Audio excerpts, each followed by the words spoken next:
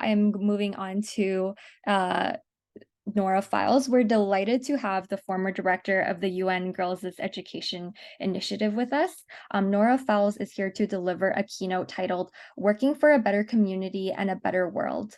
Nora Fyles has worked in the field of education for over 35 years, focusing on girls' education, gender equality, education management, capacity development, and partnership building. From 2012 to 2021, Ms. Fyles was the director of the UN Girls' Education Initiative and guided the multi-stakeholder partnership to become a global leader and premium platform for advancing girls' education and gender equality. Before joining UNGEI, Ms. Fyles headed the education policy team for the Canadian International Development Agency from 2006 to 2012, representing Canada on key education coordination platforms such as the Global Partnership for Education and leading the development of education policies and strategies.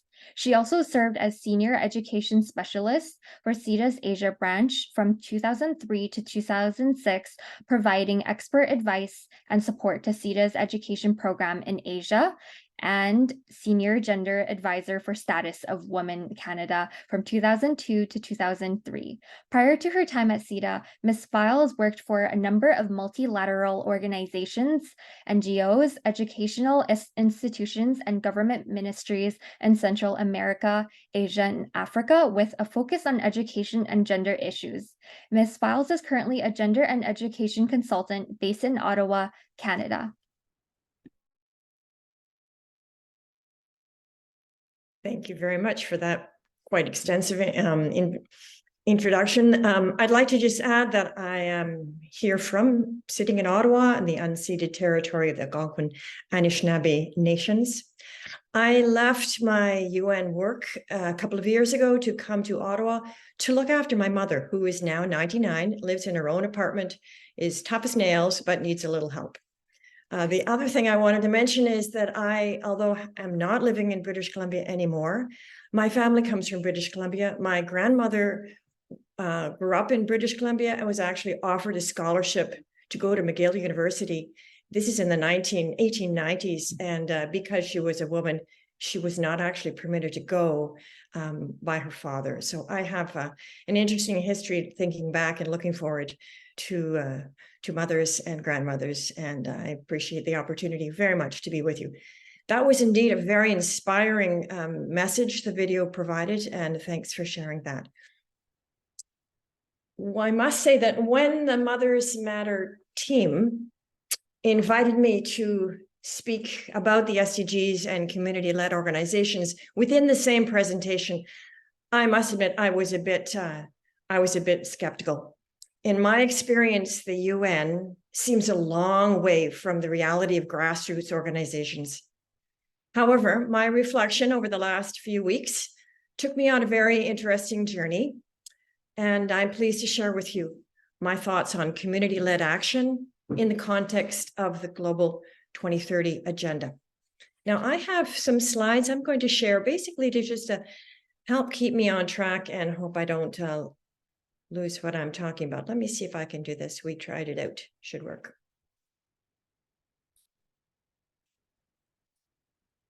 There we go. Amy, is that clear? Is that okay? It's great. Okay. So now community-led and driven organizations existed long before the SDGs and the previous set of goals, the MDGs. For generations, groups of people from around the world have come together to find local solutions to local challenges. We know the grassroots organizations are best equipped to lead this work. They are holders of community knowledge, community needs, capacities, assets, priorities. They're well connected with the diverse stakeholders and partners. They're usually the leaders of communities, conveners with the ability to bring people together, to spark conversations, and they're already doing this work. All the work of social, economic, and environmental goals that are set out in the MDGs. Now, I'm also fully aware of the energy, power, and money behind the global goals. I admit that I fully participated in what they call the machinery of the SDGs and the MDGs. Especially when I was at CIDA and at the UN, and for the UN Girls Education Initiative, my office being a block away from the UN. I have briefed Canadian senior leaders and policymakers about the importance of the goals and Canada's role in advancing them. I joined high-level lobby groups to insist on the inclusion of gender considerations in the SDG 4 about education. I've helped to write some of the text in the SDG and the targets for Goal 4. I've worked with UN agencies to develop indicators to monitor progress against these specific indicators and targets. I've coached national education ministers to collect data about gender in education so they could report on this work. And I've lobbied global governments to fund the programs to advance the SDGs. And yes, I've given speeches, lots of them, at the UN and other influential spaces about the importance of SDGs. And my intention always has been to shift global and national norms, policies, programs, and funding so that schools were truly safe spaces for learning, free from violence and discrimination, and that all girls and all boys attend quality education through grade 12 so they would have the skills and competencies to live full and healthy lives and contribute to communities, and their countries. So I'm not actually in a very good position to question the value of the SDGs or their connection to the real work of social justice and community development. However, there are a few things I have learned along the way which make me question.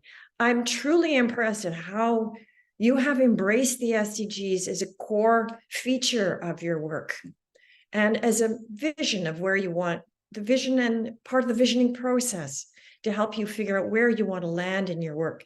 And that's extremely impressive. And I appreciate the opportunity to contribute a few thoughts about the work I have done, both in observing community-led organizations, in contributing to the SDGs and the MDGs before, and in bringing that back to Canada. Let me see, I have shared this particular slide as a one that brings together the various actors in the SDG world. Those here, and I love that picture from your own work, and then the amazing location of the echo chamber in the UN where I've had to speak more than once. And it seems so foreign to me now living in this part of the world. And how I make this go forward, let's see. Yes, all right. I started my work very long time ago, feels like now. I went to university and learned all about the theory of this work. I was introduced to Paulo Freire and the pedagogy of the oppressed and his work with slum dwellers in Brazil, learning how to read and how to read the word, the world and the word. I read Rules for Radicals about power, community action, and movement building. I learned about tools for participatory adult learning, about Indigenous rights and decolonization, and then how that played out in developing country contexts. I knew I wanted to do something pretty important with my life, although I had no idea about the politics of change and what on earth, where on earth this would take me. So with 2 degrees under my belt, I knew everything.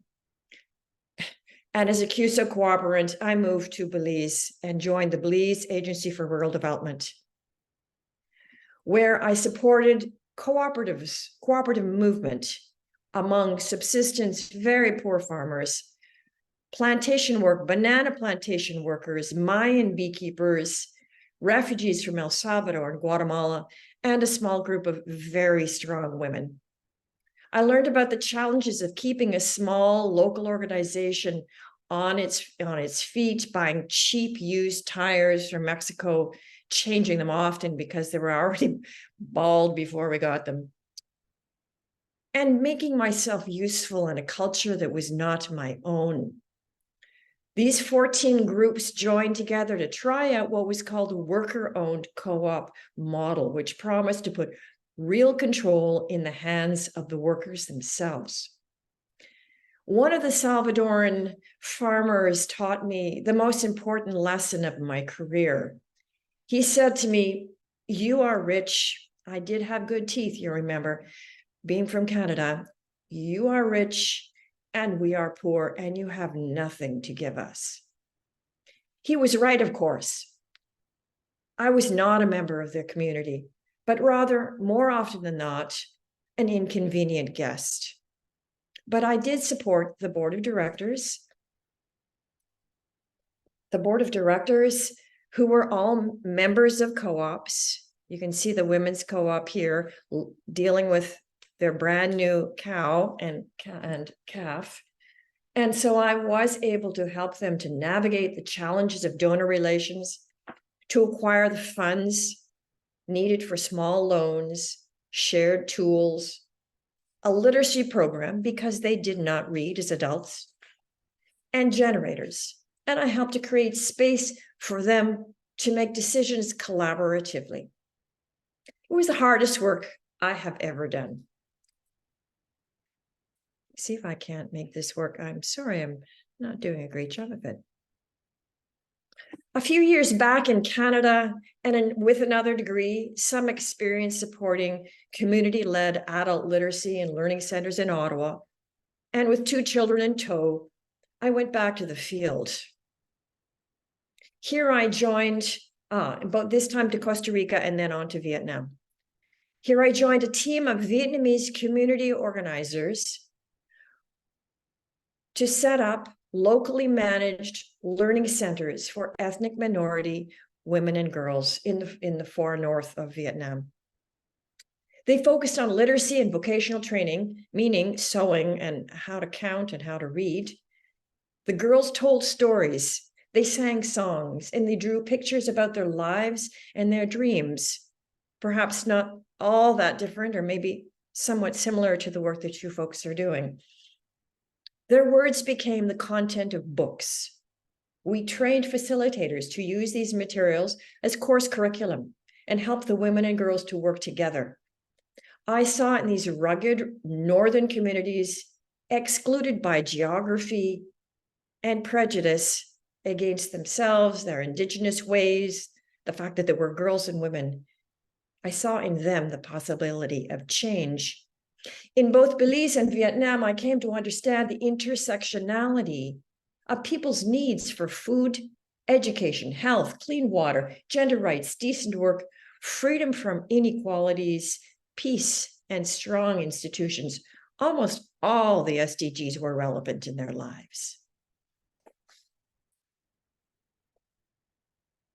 When I joined CIDA, some long time afterwards, I became involved in an organization who was committed to all of the SDGs, the MDGs and the SDGs full-time, surrounded by other people who had technical skills and a deep commitment to making a change in the world.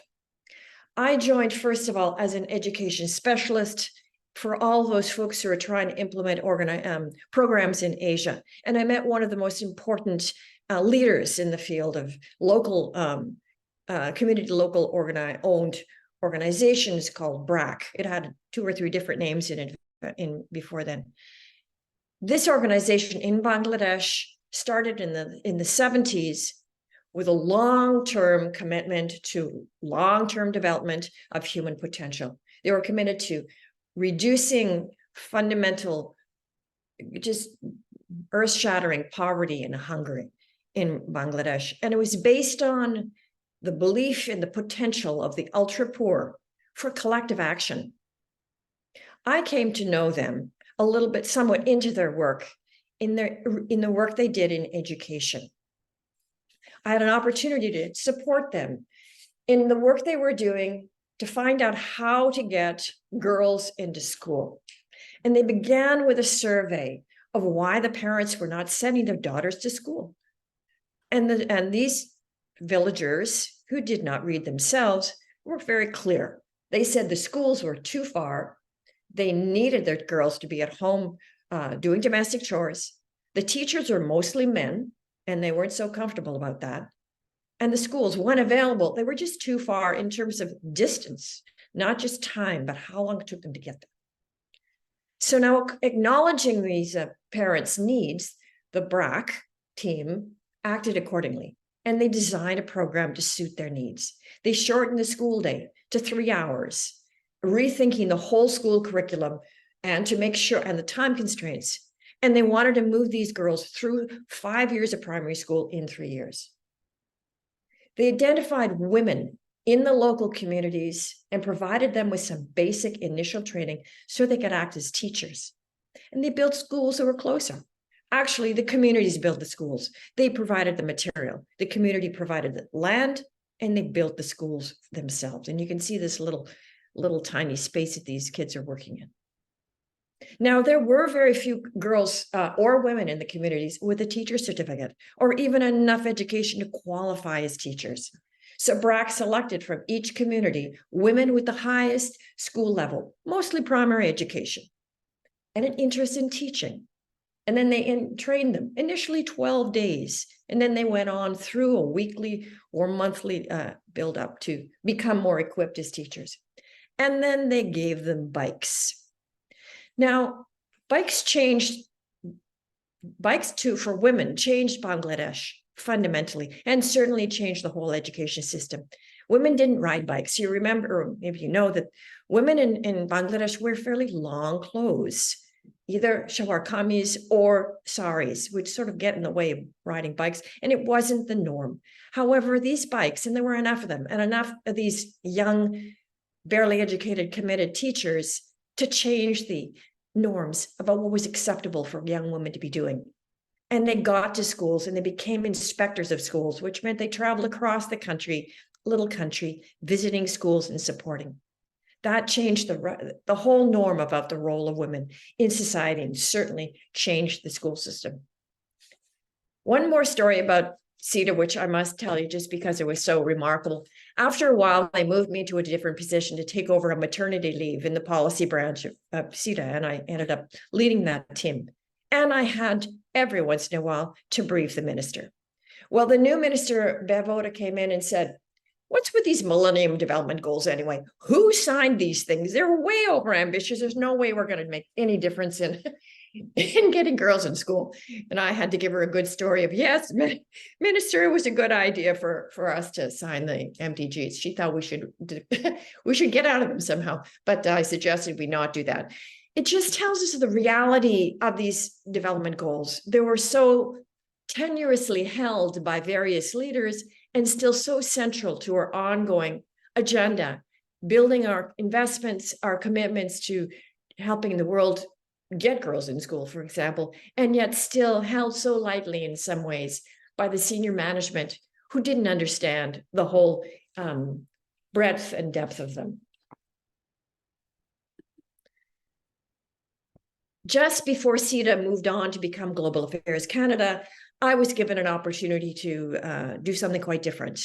I was coming closer to the, let's say, the mature part of my career. I have been around for a while, you recall. And so I was given the opportunity to lead the UN Girls Education Initiative, which was about to close down through lack of interest, either give it a nice burial or get it going. Well, never shy to make things change and succeed, I decided to take this on and created out of this global partnership a movement of local, national, regional, global leaders who became a community for change. Just to mention that UNGEI was launched by the former UN General Secretary, Kofi Annan, who's known for being an advocate for girls' education as a means for making change, and therefore has been sort of connected in a very important way to the Sustainable Development Goals and Millennium Goals, all of the global commitments made around education and girls' education. I think I have missed something. Let me see what happened here. Sorry.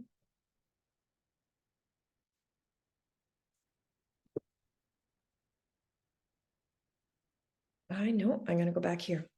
This is the one I want. I wanted to just linger here for a minute to share with you these pictures of colleagues who were joining together as a community.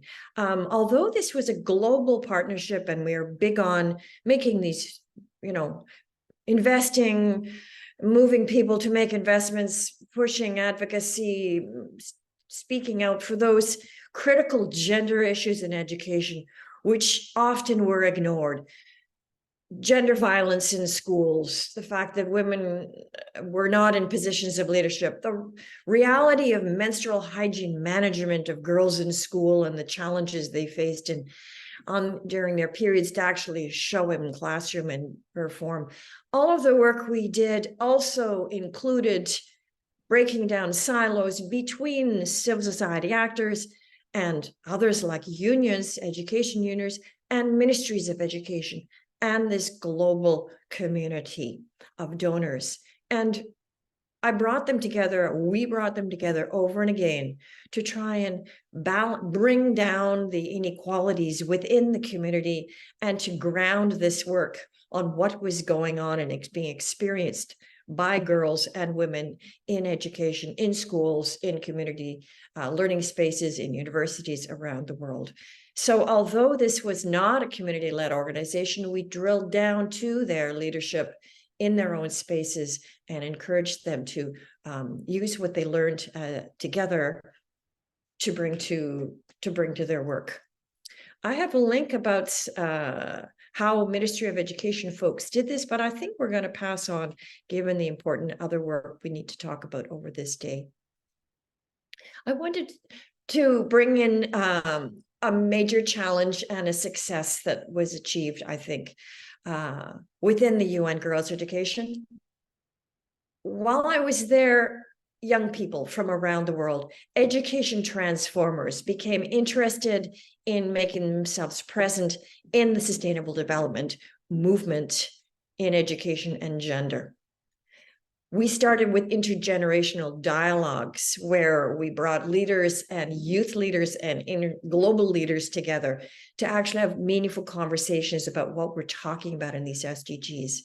And soon over 400 small local organizations, locally led and driven organizations, youth-led organizations came together to form the Education Transformers, who now have become a massive movement of feminist, called Femnet, feminist educators and education transformers who met in Istanbul last week, drawing on their local work and then pushing forward to share understanding of what this is all about and help small organizations gain the capacity to speak the language and become of SDGs, of feminism, of change, and really influence their own space and bring it to the global platform in order to make sure that youth voices are equally heard as much as the gray hairs around the table, which happen to dominate often the global community and the global speakers and advocates within the UN.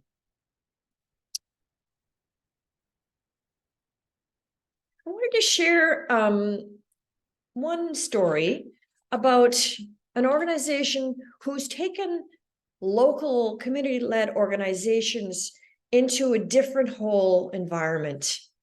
The whole intention was to build an organization, a new organization and funding model that allowed small-scale local organizations in East Africa, all of whom came together around empowering the power and potential of adolescent girls to make space for them in order to acquire a component of the global funding, which generally went to international NGOs, because of the risk of working with small organizations and the fact that they didn't know them. And so Amplify came together not that long ago, 2018, with the originally 18 community-led, driven organizations in East Africa, so they could collectively amplify their voices for girl-centric local work. So now this is built on the concept of the mission to strengthen and enhance the voices, work, and collective impact of community-driven organizations focused on, and to strengthen their capacity, their abilities to organize themselves, to create opportunities for collaborative learning, to build evidence, and to engage in global policy and practice fora. Now, this has been extremely successful. These folks have raised a lot of money for girls' education, and these organizations have now grown to 40 in this year, 2023. There are now 40 locally owned, driven organizations, all now including 4 countries, including Malawi, where they are positively driving change for adolescent girls. This tells you that story. One, just as a very small example, one of the locally led organizations called Girl Led Organization, during COVID, they are working in Uganda. And during COVID lockdown, the number of pregnant adolescents skyrocketed in Uganda and across the world. And so this one organization said, okay, well, we know we can, we know what we can do. We can get the boda drivers, who are the motorcycle taxis who take girls to school, to the market, and around. We can actually bring them on the inside. They were often linked to and maybe responsible for the gender violence, the early pregnancy of adolescent girls in Uganda. And they decided they would become their teachers, and they would encourage these boda drivers to really understand what it means to be an adolescent girl in rural Uganda, and to take on their agenda of keeping them safe. Now, that actually did work and was impressive contribution. Being such a small organization, though, they needed the support of Amplify, and that has worked. And this is an example of small community-led organizations also contributing to the big Sustainable Development Goals, which are the foundation of all of this work. So over the last few minutes, I've chatted about some of the successes, some of the characteristics of a successful locally driven organization. You know them, you do this all the time, and I'm truly impressed by their work. I found this nice summary of what they call pathways, starting with building awareness of communities of their rights and entitlements, because maybe they don't know, as I've met that in places where they thought should be, that being beaten by your husband is normal and fine. By being abused at school was normal. So building awareness of communities, of their rights and entitlements, mobilizing, collectivizing communities around a shared agenda, nurturing people's skills and capacities, fostering solutions from the ground up, and then moving forward. I wanted to go back and raise a couple of other things that I thought you might relate to. One of my experiences with BRAC, for example, is the importance of being innovative. They were always pushing the envelope, finding new avenues to address the needs of the community. They're working so far to innovative ways, so fast at it, they could hardly write the reports. They kept saying, hey, but we have a new idea. We have a new way of doing things. Being innovative can be extremely, and being nimble and creative is one of the characteristics which community-driven organizations often have. And that is one of their, what they contribute to our sometimes slow-moving world connected to big, heavy goals.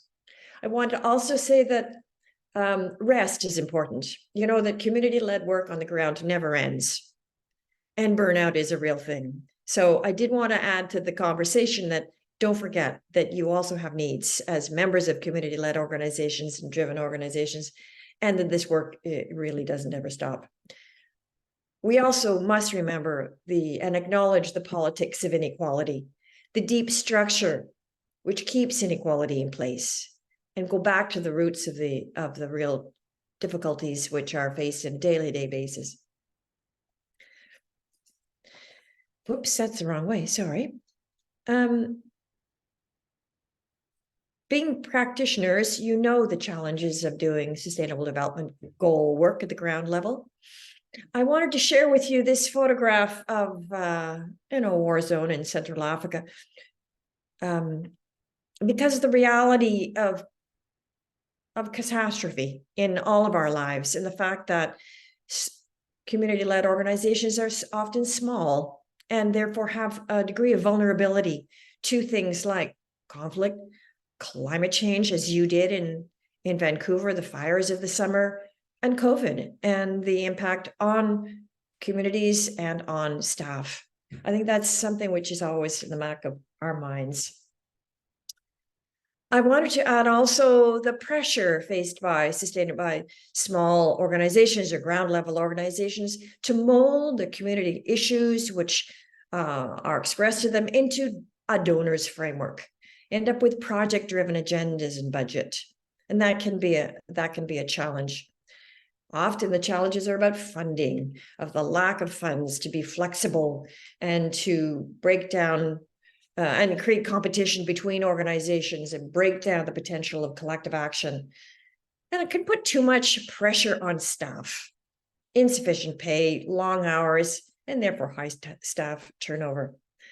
I think one of the biggest challenges I've experienced is the reality of leaders in organizations. Now, I haven't met any today, I must say, but the tension of leaders who are charismatic, who do have potential to lead change, and that there's a tension between those really important leaders and building on community-led organization, the community leading, not one person, not one charismatic leader who can raise the funds, but actually making sure that this work, the governance, is grounded in the community, that they contribute as they must to the agenda and to the mechanisms and approaches of doing the work. Now, there's some in this second set of bullets I've mentioned, which I think are specific to doing SDG work. I don't know about you, but I find the SDG language, in fact, the UN world is full of acronyms. And the language can be quite abstract. The concept's fairly abstract. So I find it very impressive that you would take on this agenda, which can be hard to hold on to. I also think that the SDGs were designed for global processes. The MDGs were cooked up in the basement of the UNDP office in Midtown Manhattan. I mean, there's a lot of behind the scenes policy work that is done by the SDG community in the global capitals, and it is designed for global processes. So it's a long reach. Also, the time horizon of the SDGs is 15 years. It's a long time for any locally led organization to imagine where are we going to be in 15 years. There are more reporting requirements associated with the SDGs than almost anything I've discovered. And we can often, we can push to overlook or undervalue the specific context in which you land. Now, I'm not sure we actually need this one because you know this stuff really well, except that I've been asked to mention, except that I can't make it stay, sorry.